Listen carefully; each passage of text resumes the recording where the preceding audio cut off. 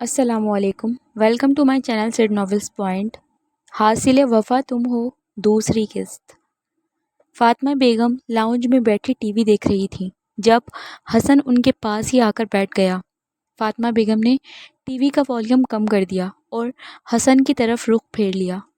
کیا بات ہے، بہت زیادہ تھک گئے ہو کیا؟ انہوں نے حسن کے اترے ہوئے چہرے کو بغور دیکھتے ہوئے پوچھا۔ جی بہت تھک گیا ہوں، سر میں بھی درد ہو رہا ہے، حسن نے اپنا سر ان کی گود میں رکھتے ہوئے کہا۔ مالش کر دوں سر کی؟ فاطمہ بیگم اس کے بالوں میں ہاتھ پھیرنے لگی۔ ہاں کر دیں، وہ آنکھیں مونتے ہوئے بولے۔ فاطمہ بیگم نے شمیم کو آواز دی اور اسے تیل لانے کے لیے کہا۔ شمیم بوتل کے جن کی طرح چند ہی لمحوں میں حاضر ہو گئی۔ وہ اس کے سر پر تیل لگانے ہی لگی تھی کہ اس کا فون بجا۔ ہیلو، حسن نے سیدھے ہوتے ہوئے پوچھا۔ کیسے ہو؟ دوسری طرف اس کا کزن نبیل تھا۔ میں بالکل فٹ ہوں، تم سناؤ، مل گئی فرصت مجھ سے بات کرنے کی؟ حسن نے شکوہ کیا تو نبیل کھلکھلایا۔ تمہارے سب شکوے دور کرتا ہوں، ذرا میرے ہاں تشریف تو لے آؤ۔ اوکے ابھی آ رہا ہوں، کہہ کر فون بند کر دیا۔ ماما آئی ہیو ٹو گو، وہ اٹھتے ہوئے بولا۔ لیکن حسن مالش؟ فاطمہ بیگم نے حیرت سے پوچھا۔ آ کر کروا لوں گا، ابھی مجھے نبیل سے ملنے جانا ہے، وہ کہہ کر ان کا جواب سنے بغیر لاؤنج پار کر گیا۔ عجیب ہے یہ لڑکا بھی، ابھی کہہ رہا تھا کہ تھکا ہوا ہوں اور سر میں بھی درد ہے، لیکن اب پھر چلا گیا۔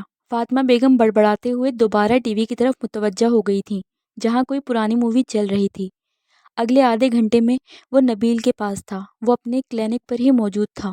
حسن کو دیکھ کر وہ خوشی سے کھڑا ہو گیا۔ کیسے ہو؟ نبیل نے اس سے بغل گیر ہوتے ہوئے پوچھا۔ جیسا بھی ہوں لیکن تم سے ناراض ہوں، وہ اس سے الگ ہوا۔ سوری حسن، تمہیں پتہ تو ہے یار، میں بہت بزی ہوتا ہوں، پورا دن کوشش کے باوجود بھی ٹائم نہیں مل پاتا۔ نبیل ایک ڈاکٹر تھا، صبح اس کی سول ہاسپٹل میں ڈیوٹی ہوتی تھی اور پھر وہ اپنے کلینک پر ہوتا تھا۔ چلو ایک شرط پر معافی ملے گی، مجھے ایک اچھا سا ڈنر کرواؤ، لیکن یہاں نہیں، کسی اچھے سے ریسٹورنٹ میں، کیونکہ یہاں میرا دم گھٹ رہا ہے۔ حسن نے ناک بھوں چڑھاتے ہوئے کہا تو نبیل مسکرایا۔ یار چلتے ہیں، بس ایک کام نمٹانا ہے مجھے چھوٹا سا، اس کے بعد جہاں لے جاؤ گے چلوں گا، بس 15 منٹ ویٹ کر لو، تم تب تک کافی پیو، میں کام کر لوں۔ نبیل نے اس کے کاندھے پر ہاتھ رکھتے ہوئے کہا تو اس نے برا سا منہ بنایا۔ کام ہے کیا ویسے؟ حسن نے سرسری سا پوچھا۔ یار اظہر کی کال آئی تھی، اس کی سسٹر کی کوئی دوست ہے، اس کو نقلی میڈیکل سرٹیفکیٹ بنوا کر دینا ہے، اس نے اپنے کالج سے بنا بتائے چھٹیاں کی تھیں، اب وہ میڈیکل سرٹیفکیٹ مانگ رہے ہیں۔ نبیل نے بتایا تو اس کا ماتھا ٹھنکا۔ دماغ میں صرف ایک ہی خیال آیا تھا مگر ابھی کوئی ثبوت نہیں تھا، اسی لیے کچھ بھی کہنا بیکار تھا۔ نام کیا ہے اس لڑکی کا؟ اس نے اپنے خیال کی تصدیق کرنے کے لیے پوچھا۔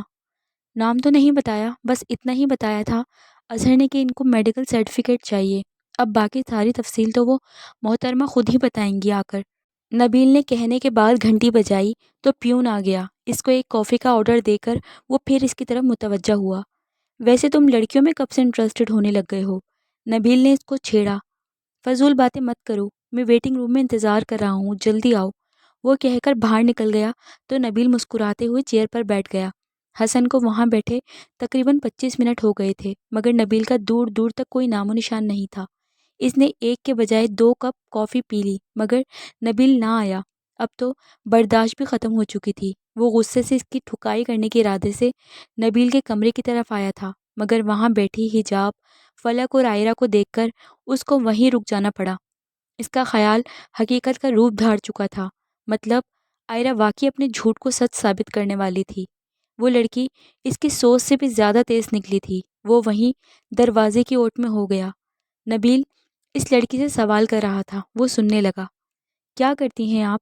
نبیل نے پین روک کر اس سے پوچھا۔ وہ کرسی پر سر جھکائے بیٹھی تھی، حجاب اور فلک اس سے کچھ فاصلے پر کھڑی تھیں۔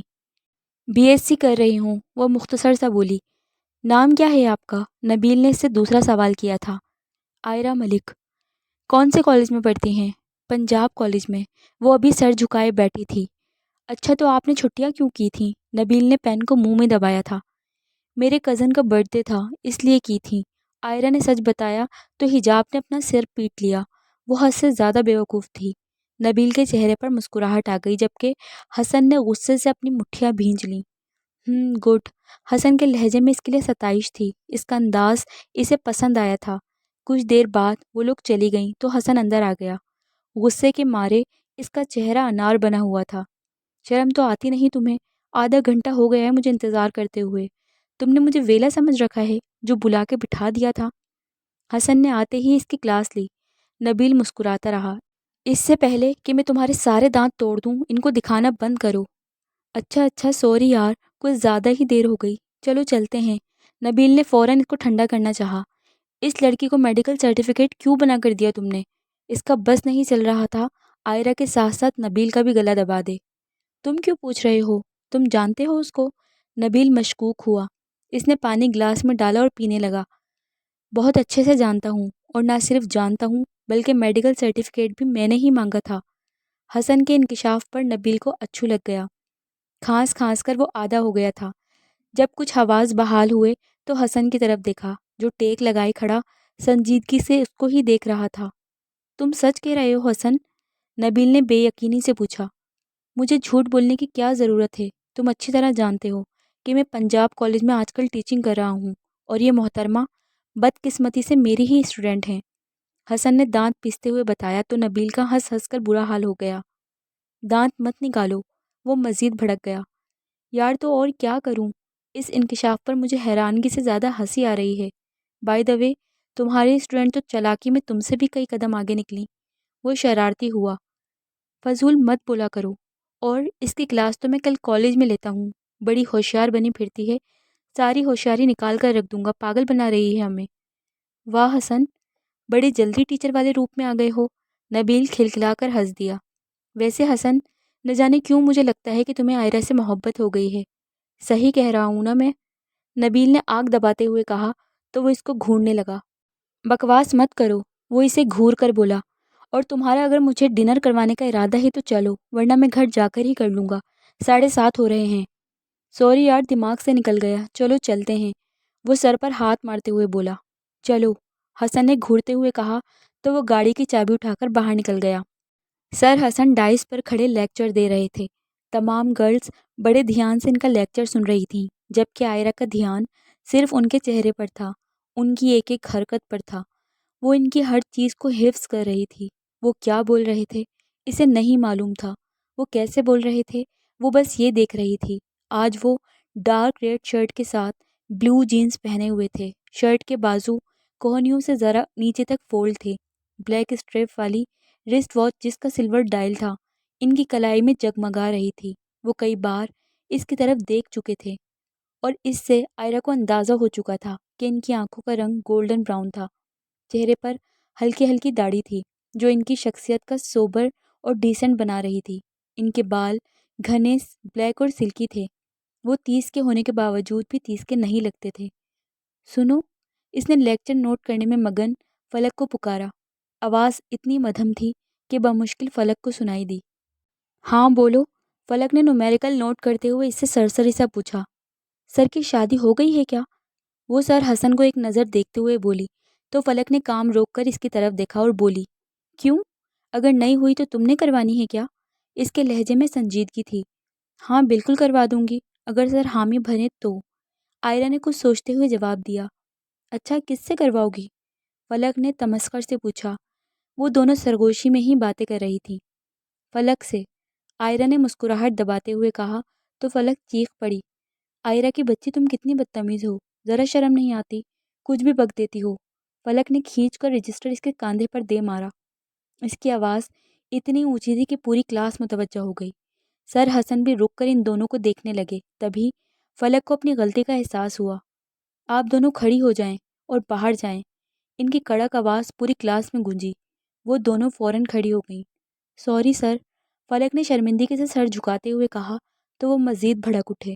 نو آرگیومنٹس، کلاس سے باہر جائیں آپ دونوں۔ وہ دونوں ان کے کہنے کے باوجود نہ گئیں تو ان کا غصہ 7ویں آسمان کو چھونے لگا۔ آپ لوگ میرا ٹائم ویسٹ کر رہی ہیں، آؤٹ۔ انہوں نے انگلی سے دروازے کی طرف اشارہ کیا تو ان دونوں نے جانے میں ہی عافیت سمجھی۔ چپ چاپ بیگ اٹھائے وہ روم سے باہر نکل آئیں۔ مس آئرہ، اس لیکچر کے بعد آپ سے میں آفس میں ملنا چاہوں گا۔ کائنڈلی اگر آپ کو تکلیف نہ ہو تو تشریف لے آئیے گا، ورنہ کل کلاس میں مت آئیے گا، سر حسن نے اس سے وارننگ دی۔ جی سر، وہ آہستگی سے بولی۔ اب آپ جا سکتی ہیں۔ انہوں نے کہا تو وہ دونوں کلاس روم سے باہر نکل گئیں۔ آئرہ نے غصے میں اتنی زور سے دروازہ بند کیا تھا کہ ساری کلاس کو اپنے کانوں پر ہاتھ رکھنے پڑے۔ سر حسن کا غصے اور مارے توہین کے برا حال ہو گیا۔ پوری کلاس کے سامنے اتنی بدتمیزی کہ ان کا خون کھولنے لگا۔ نان سینس، وہ غصے سے کہہ کر دوبارہ لیکچر کی طرف متوجہ ہو گئے تھے۔ پڑ گئی ٹھنڈ، اب سارا ٹائم لڈیاں ڈالو۔ فلک کا باہر آتے ہی صبر والا پیمانہ ٹوٹ گیا تھا۔ سوری یار، مجھے کیا پتا تھا کہ سر ایسے کریں گے، وہ منہ بناتے ہوئے بولی۔ اور ویسے غلطی تو ساری تمہاری ہے، کیا ضرورت تھی اتنا چلا کر بولنے کی، میں بہری تو نہیں تھی۔ آئرہ کی بچی، تم کتنی بدتمیز ہو، ذرا شرم نہیں آتی، کچھ بھی بول دیتی ہو۔ آئرہ نے اس کی نقل اتاری۔ کیا ضرورت تھی اتنی بکواس کرنے کی، ایسا کون سا توپ کا گولہ مار دیا تھا میں نے تمہیں؟ تمہیں شرم نہیں آتی؟ اپنی بات دیکھی تھی تم نے؟ اور مجھے ایک بات بتاؤ نا، ذرا کتنی کلاسز لی ہیں تم نے سر کے ساتھ؟ بس 2 نا، اور دونوں میں ہی سر نے تمہیں کلاس سے نکال دیا۔ ڈوب مرنے کا مقام ہے تمہارے لیے، اتنی بے عزتی ہوئی ہے تمہاری، اور ساتھ ساتھ میری بھی۔ فلک نے دل کی بھڑاس نکالی۔ اچھا تو پھر تو میرے ساتھ تمہارے لیے بھی ڈوب مرنے کا مقام ہے، آؤ اکٹھے ڈوبتے ہیں۔ وہ اب بھی سنجیدہ نہیں ہوئی تھی۔ آئرہ، تمہیں ذرا انسلٹ فیل نہیں ہوئی؟ فلک کو صدمہ لگ گیا۔ ارے یار، ہم اسٹوڈنٹ کی تو روز بے عزتی ہوتی ہے، اور تم نے وہ بات نہیں سنی کیا کہ اسٹوڈنٹس کی کوئی عزت نہیں ہوتی؟ وہ لاپرواہی سے بولی۔ گو ٹو ہیل، تم سے تو بات کرنا ہی بیکار ہے، تمہاری تو میں شکایت لگاؤں گی آج گھر جا کر، کمینی نہ ہو تو۔ فلک نے غصے سے کہا اور وہاں سے چلی گئی۔ آئرہ کو اس بات کی بالکل پرواہ نہیں تھی۔ ہائے، سر حسن کتنے ہینڈسم ہیں، کاش میری بھی کسی ایسے ہینڈسم سے بندے سے شادی ہو جائے، اس نے دل ہی دل میں کہا اور پلر سے ٹیک لگا لی۔ میں آئی کم ان سر؟ آئرہ نے تھوڑا سا دروازہ کھولتے ہوئے اجازت طلب کی۔ یس کم ان، اندر سے جواب آیا، تو وہ دروازہ دھکیلتی اندر داخل ہو گئی۔ سر حسن چیئر پر بیٹھے کسی سے فون پر مصروف تھے۔ انہوں نے آئرہ کو بیٹھنے کے لیے اشارہ کیا۔ وہ چپ چاپ بیٹھ گئی۔ کچھ دیر میں ہی وہ فری ہو کر اس کی طرف متوجہ ہوئے۔ جی تو مس آئرہ، کیا آپ بتانا چاہیں گی کہ آپ کلاس میں اتنا نان سیریس ایٹیٹیوڈ کیوں شو کرتی ہیں؟ وہ دونوں ہاتھوں کو ایک دوسرے میں پیوست کرتے ہوئے بولے اور دونوں کوہنیاں میز پر ٹکا لیں۔ کیا ہوا سر؟ وہ معصومیت سے گویا ہوئی۔ بی سیریس مس آئرہ، ان کا چہرہ تن گیا۔ آپ نے اسٹڈی کو تماشا بنا کر رکھا ہے کیا؟ ہر وقت مذاق کے موڈ میں ہوتی ہیں۔ اگر آپ کو نہیں پڑھنا تو کالج مت آیا کریں، مگر میں اس طرح کا ایٹیٹیوڈ، وہ بھی میری کلاس میں، کبھی برداشت نہیں کروں گا۔ سر، وہ آگے بولنے ہی والے تھے جب وہ بیچ میں بول پڑی، مگر انہوں نے ہاتھ اٹھا کر اسے روک دیا اور بولے، پہلی بات، ابھی میری بات ختم نہیں ہوئی، اور دوسری بات، آج تک کسی نے میری بات رد نہیں کی۔ آپ کی بدتمیزی میں آج دیکھ چکا ہوں، کل بھی میں نے برداشت کیا تھا، اور ایسا پہلی بار ہوا ہے، مگر آج تو حد ہی کر دی ہے آپ نے۔ ٹیچرز کو تو آپ کسی کھاتے میں لاتی نہیں ہیں، اور کلاس روم کے رولز کو آپ نے ویسے ہی مذاق بنا کے رکھا ہے۔ وہ بول رہے تھے اور آئرہ سر جھکا کر سن رہی تھی۔ مس آئرہ، میں آپ سے مخاطب ہوں۔ جی سر، آئندہ نہیں کروں گی، وہ کافی دیر بعد بولی۔ کیا گارنٹی ہے اس بات کی کہ آپ آئندہ نہیں کریں گی؟ انہوں نے پوچھا تو آئرہ سر اٹھا کر ان کی طرف دیکھنے لگی۔ اینی ویز، اس بات کو چھوڑیں، آپ ذرا مجھے اپنا میڈیکل سرٹیفکیٹ دکھائیں۔ آج آپ لانے والی تھی نا؟ وہ یاد آنے پر بولے۔ آئرہ نے بیگ میں سے نکال کر ان کے سامنے رکھ دیا۔ کون سے ڈاکٹر سے بنوایا ہے؟ وہ بنا اسے اٹھائے اور دیکھے بولے۔ جی میں سمجھی نہیں۔ آئرہ کے دماغ میں خطرے کی گھنٹی بجی۔ اتنا مشکل سوال تو میں نے پوچھا نہیں ہے، بس یہ پوچھا ہے کہ کون سے ڈاکٹر نے آپ کا ٹریٹمنٹ کیا ہے۔ وہ اس کے کنفیوز سے انداز نوٹ کر رہے تھے۔ اب آئرہ کا رنگ صحیح میں اڑا تھا۔ کسی ڈاکٹر کا نام تو آتا ہی نہیں تھا، اور تو اور جس سے میڈیکل سرٹیفکیٹ بنوایا تھا اس کا نام بھی نہیں پتہ تھا۔ اس کے تو پسینے چھوٹنے لگے۔ کیا ہوا؟ کوئی نام نہیں دماغ میں آ رہا کیا؟ وہ ذرا جھکتے ہوئے بولے۔ بہت افسوس ہوا، آپ کی اس جھوٹی کہانی کا دی اینڈ ہو گیا اب۔ ڈاکٹر نبیل سے ہی بنوایا ہے نا آپ نے؟ وہ استہزائیہ انداز میں ہنسے۔ آئرہ کے چہرے پر ہوائیاں اڑی ہوئی تھیں۔ سر کو کیسے پتہ چلا کہ وہ کس ڈاکٹر کے پاس گئی تھی؟ بہت ہی تھرڈ کلاس حرکت کی ہے آپ نے، مگر آپ جیسی لڑکی سے مجھے امید بھی ایسی ہی تھی۔ میں جانتا تھا کہ آپ ایسی ہی کوئی گھٹیا حرکت کریں گی۔ خیر، آپ کو میں پہلی اور آخری وارننگ دے رہا ہوں، آئندہ اس طرح کی حرکت مت کیجیے گا ورنہ انجام کی ذمہ دار آپ خود ہوں گی۔ انہوں نے انگلی اٹھا کر اسے وارننگ دی۔ جی سر، وہ مری مری آواز میں بولی۔ اب آپ جا سکتی ہیں، وہ کہہ کر دوبارہ فون کی طرف متوجہ ہو گئے۔ عائرہ اٹھ کر باہر آ گئی۔ اللہ جی پلیز میری پہلی والی دعا قبول مت کیجیے گا، میری ایسے لڑکے سے بالکل شادی مت ہو جو بات کرتے ہی میری جان نکال دے، جس کو دیکھتے ہی میرا آدھا خون خشک ہو جائے۔ وہ چلتے چلتے ایسی فضول سوچیں سوچتی ہوئی کلاس روم میں آ گئی۔ آج فزکس کی ہاف بک کا ٹیسٹ تھا جو کہ کلاس روم کے بجائے کالج کے ایگزامینیشن ہال میں ہو رہا تھا۔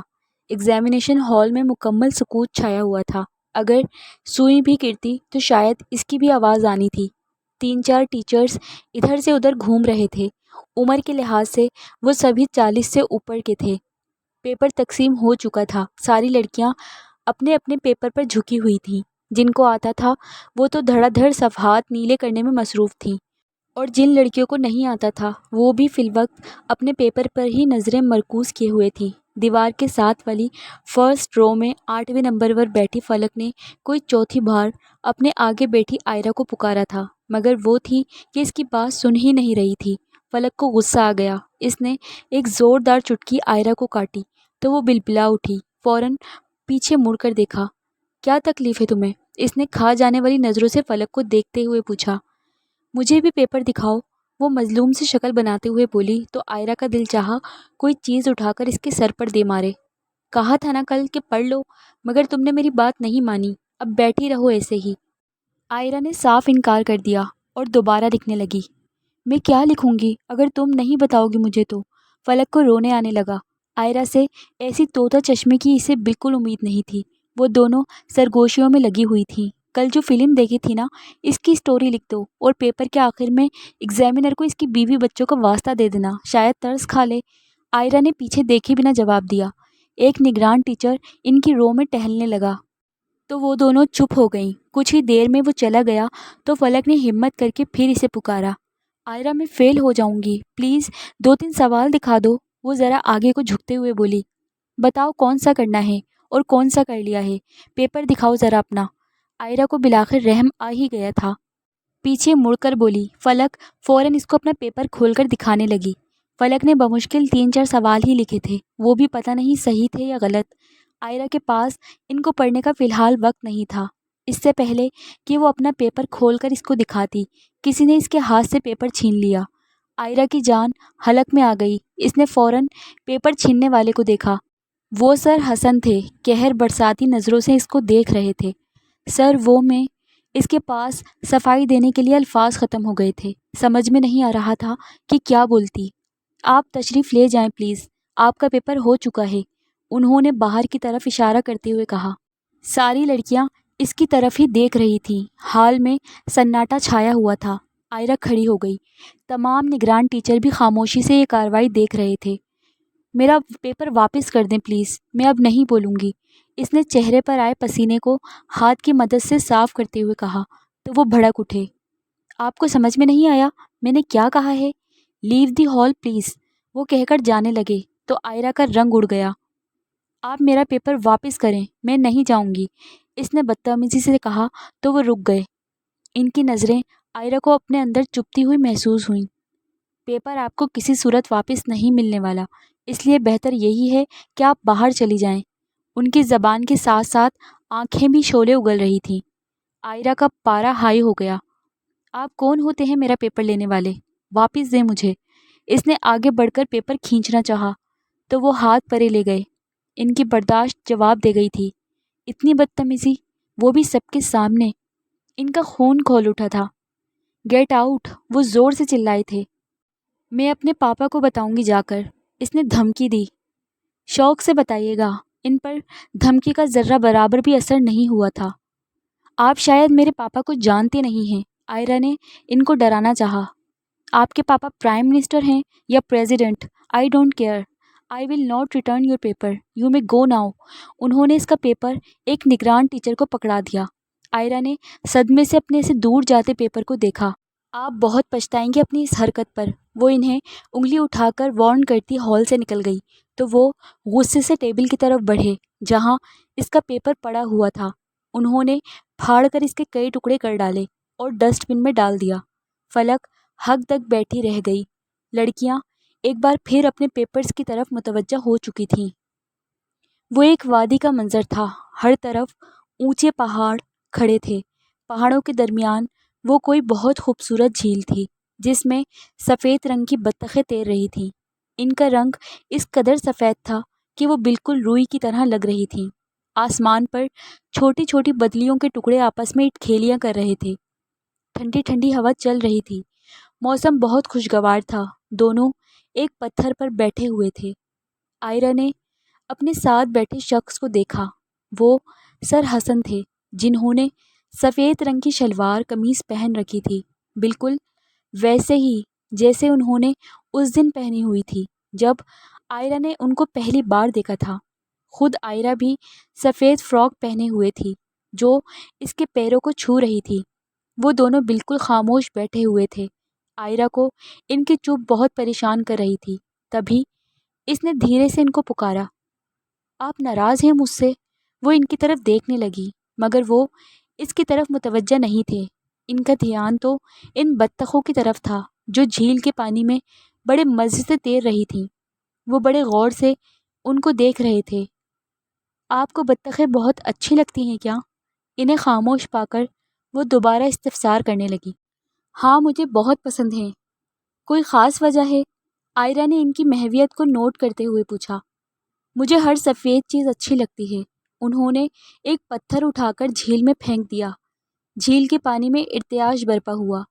پانی کے چھینٹے ادھر ادھر اڑے۔ کیا میں بھی؟ آئرہ نے ایک دم سے پوچھا۔ اس کی آنکھوں میں تارے اتر آئے۔ اسے یقین تھا کہ وہ کہہ دیں گے کہ ہاں، مجھے تم بہت اچھی لگتی ہو، بلکہ سب سے زیادہ اچھی لگتی ہو۔ وہ ان کے جواب کا انتظار کرنے لگی۔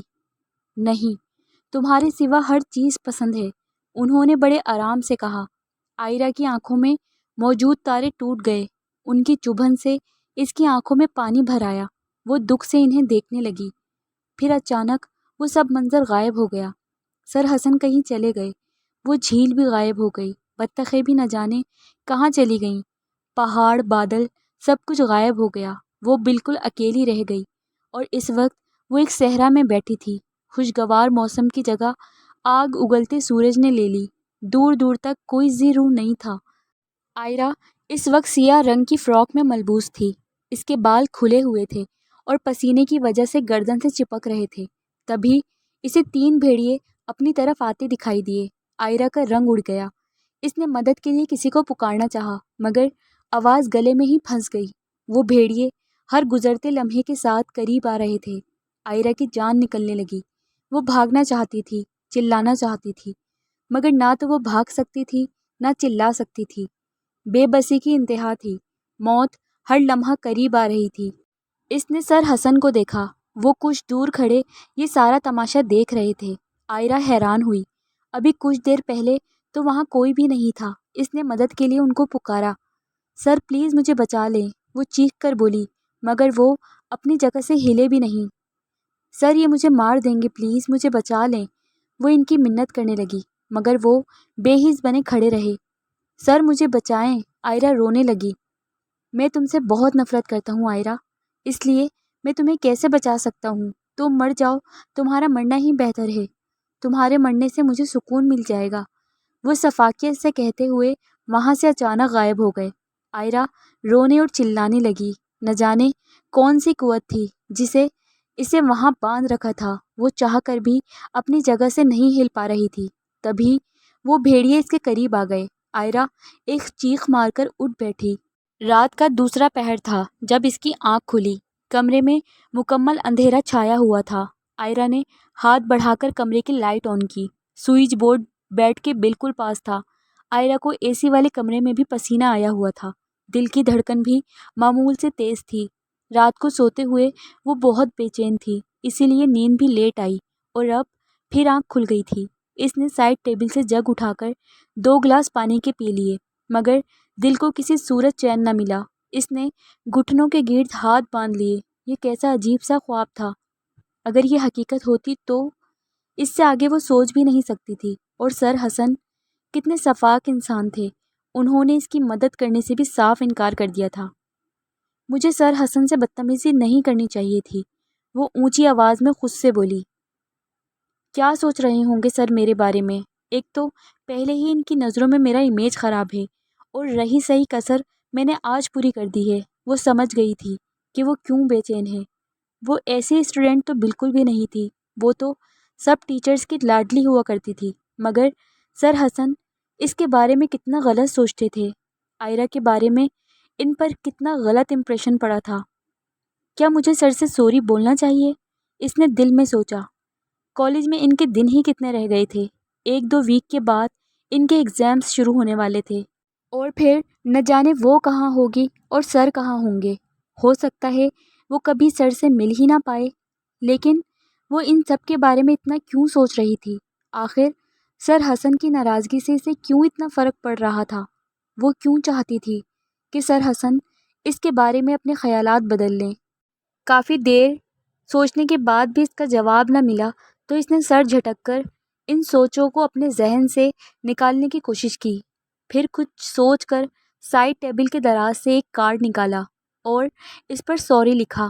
ارادہ تھا کہ وہ یہ کارڈ صبح سر کے آنے سے پہلے ان کے آفس میں رکھ آئے گی۔